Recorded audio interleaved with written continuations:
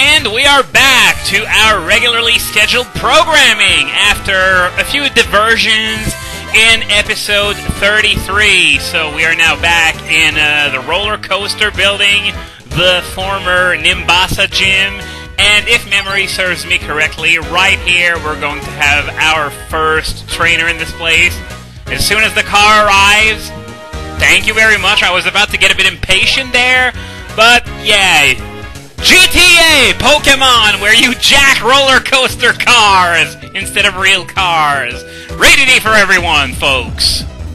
Man, GTA and Pokémon, that would be a weird crossover, but probably not much weirder than the one that was announced last week of Solitaire and horse racing, courtesy of Troll Freak, which really lived up to its moniker. After the way they handled this, they were talking about a game that was played throughout the entire world that was going to be reborn through a special collaboration. So, coming from Game Freak, you'd expect it to be Pokémon, but no, Solitaire and horse racing. Not only is the notion of that kind of crossover absolutely hilarious, but the uproar over this. It was just mind-blowing. It was like, there were a lot of people that were certain that it was finally going to be that Pokemon MMO everyone's been wanting since day one, even though I honestly don't think a Pokemon MMO could ever work, and for that reason, I think it would be better if it never saw the light of day. But yeah, the uproar was amazing. The only thing that would have made it even better is if it was announced before X and Y, so that on top of that, people would be raging over, "Wah! Where are our Hoenn remakes? Wah!" So yeah, I absolutely loved this, just to see the reaction. I mean, it was almost certain that it was not going to have anything to do with Pokemon, just because of, well, the copyrights, and I'm not sure of the details myself, but apparently it was pretty clear from day one that it was not going to be Pokemon related, and yet there was just so much rage. People on the internet are so stupid, but what else is new? Anyway, we just made it to the end of the roller coaster building. Elisa just left for the gym, so she is not here. Of course, she only takes challenges at the gym anyway, but whatever.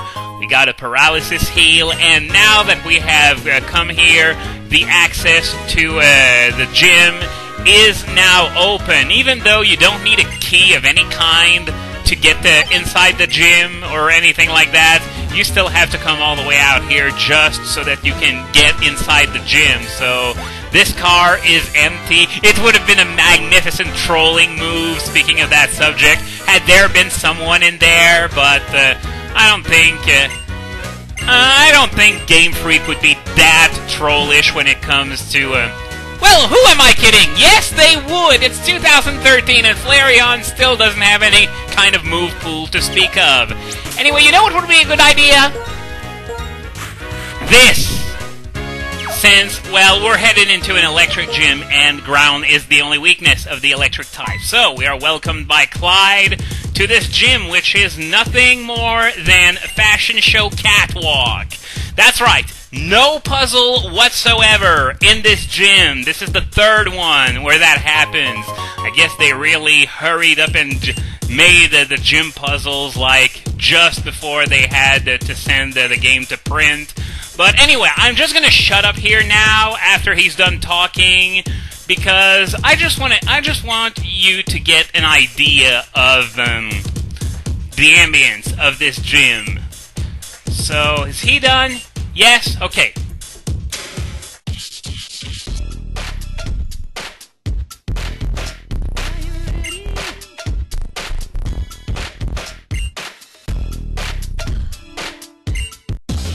Indeed! Our battles are going to be witnessed live by many, many, many people.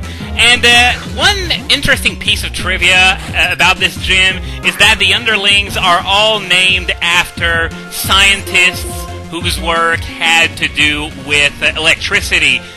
This one here is named after Nikola Tesla. There's another one who's named after John Ambrose Fleming, and the last one is named after André-Marie Ampère. Just an interesting fact, and I think that's a pretty nice touch. Of course, these are voluntary references this time around, not like a Johto Route 40 where there were 3 swimmers named after the original judges for American Idol years before American Idol became a thing. That I don't know how the hell they did it, if they have a time machine or what, but that was probably one of the most amazing coincidences in gaming, like, ever. Also, I think I've mentioned this before, but aside from Sharon, who wasn't even a gym leader in the first game, but among the returning gym leaders, Iris, considering she was a gym leader in the first game and now she's the champion, but aside from that, Elisa is the only gym leader to have received a makeover. Berg didn't have one, Clay didn't have one, Skyla didn't have one, Drayden didn't have one, only Elisa. Now, I don't know if it has anything to do with the fact that Elisa suffers from poison ivy syndrome, where she's supposed to be the attractive bombshell, but she gets upstaged within the fan base by another character completely. I think you all know who I'm talking about at this point. But yeah, the reason why I'm even suggesting this is because, well, that makeover involves, as you might expect out of a supermodel character, less clothing! Rated E for everyone! And by the way, while I'm staring at the beauty trainer class, it's worth reminding you that it was completely absent from Black and White 1, but it made a comeback for this game. I don't know why they did that, or if they even had a reason, but the Gambler trainer class, which was renamed to Gamer and PI over the years, that didn't come back. There are no more gambling undertones in this game anymore, not even in Japan. So, seems like anti-gambling censorship got the best of this franchise.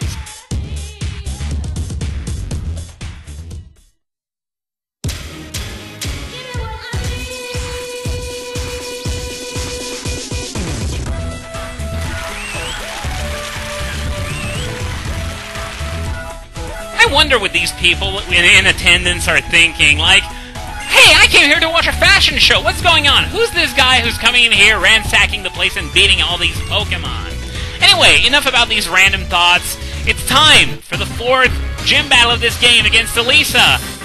Now, what kind of gym battle would it be if it didn't start with a striptease? Rated E for everyone! Anyway, she's leading with her one and only Emolga, which, as I said before, hard countered by Excadrill's Rock Slide, so it's of course going to die in one hit. I love how Clyde mentioned Emolga specifically at the beginning as sort of like a callback to the Black and White 1 days, where everyone struggled after against these Emolgas. At least everyone who was stupid enough to not pack an Excadrill, but anyway, Zebstrika, her ace already, which outsped Excadrill, hit with Pursuit for 6 damage. Woohoo!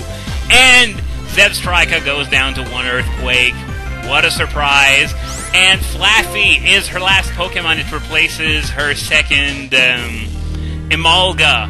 So I guess this makes this fight, if you don't have Excadrill, a bit less of a pain than it was in the first game, since, well, Flaffy, I never really paid attention to Flaffy's stats since it's not a final form, but I wonder how they are compared to Emolga. But whatever, it's already over. 3 hits, 3 kills, but what else did you expect? Because in this LP series, gym battles over the last 5 years have been like an Oprah giveaway. You get a new asshole! You get a new asshole! Everybody gets a new asshole! And I get the Bolt Badge for the 2nd time. So the Bolt Badge allows any Pokemon acquired in a trade up to level 50 to obey me every single time. No, I'm not going to use it, but it's not because it's a bad move. In fact, even in-game, on the right Pokemon, it's a pretty damn fine move, Volt Switch. Basically, it's a special electric clone of U-Turn, does the exact same thing. It's a very important move in the core of many teams that are dubbed Volt Turn because they abuse using U-Turn and Volt Switch to keep the momentum in their favor whenever the opponent switches out and other assorted shenanigans. Anyway, we're not going to get a chance to leave the gym peacefully. Instead, these four chumps are going to try and get a little bit of my glory. But the audience isn't stupid. They know that I am the star of this show. So, let's see what all of these leeches have to say. Yeah, collect all the gym badges and reach the Pokemon League. I've already done so 6 times before on camera, so if I don't do so, it will be a surprise. It will be because I have quit Let's Playing for some crazy reason before that, which is probably not going to happen. I don't want to say it's definitely not going to happen because anything can happen, but I have no plans on stopping anytime soon, especially since there really have been a lot less trolls around here in recent days. Of course, I'm getting a bit less views, but if it means I'm getting less trolls and I'm having to play moderator a lot less, I am gladly going to take this decreased amount of views. And I guess this "You're a Supermodel" line is supposed to be really awkward, but I guess the awkwardness would completely go over Rule 34 fan artist who's playing as the female character. Anyway, there's been something in this game so far that we really haven't seen a lot of, especially compared to the previous game. These guys! Yeah, I knew this was coming, so that's why I was trying to segue into it. But yeah, Team Plasma, nope, we're just standing here doing nothing. Yeah, sure, standing here doing nothing, because that's what villains do. They stand there and they do nothing. And again, with this line, glug, glug, glug, glug, glug, god damn it. But, feel my rage! I guess they meant for Hugh to be this huge anti-plasma badass, but it falls so flat on its face that it's not even funny. Anyway, we're going to have to split these 4 grunts between the 2 of us. I'm going to take the lower 2, he's going to take the higher 2. Let's talk to this one. He already lost?! Seriously, I'm going to need to rewatch that because, seriously, he has already lost, and the battle has pretty much not even begun. That has got to be the chumpiest grunt I have ever seen. I know that we, as a community, rag on the villainous team grunts all the time, but man, this one goes way above and beyond the Call of Duty. Losing in 2 seconds flat, and probably even less than that. That is absolutely pathetic. Sure, I'm killing all these grunts in one hit as well, but at least it takes some time, you know. We have to send our Pokemon out, and then I have to perform the attack. But this grunt, there was no need for that. He lost in a flash, just like that. Worst grunt ever. Gets this? Your screaming process fucking sucks. What did this guy put in his resume? It must have been as jacked up, inflated, and artificial as Ryan Braun. God, this is just... Sorry, I can't get over that. As I said, villainous team grunts are a running gag, but this one... There are no words. There are simply no words. And, of course, it's all Pokemon that they stole and they bullied, you know, just to get the point across that love and friendship is the proper way to treat your Pokemon. If you don't treat them right, they're not going to fight well for you. Anyway, they're giving us a very vague hint as to their intentions. But what are they, really? We're going to find out in the next episode as we head over to Driftvale City. After this Hugh monologue, I guess.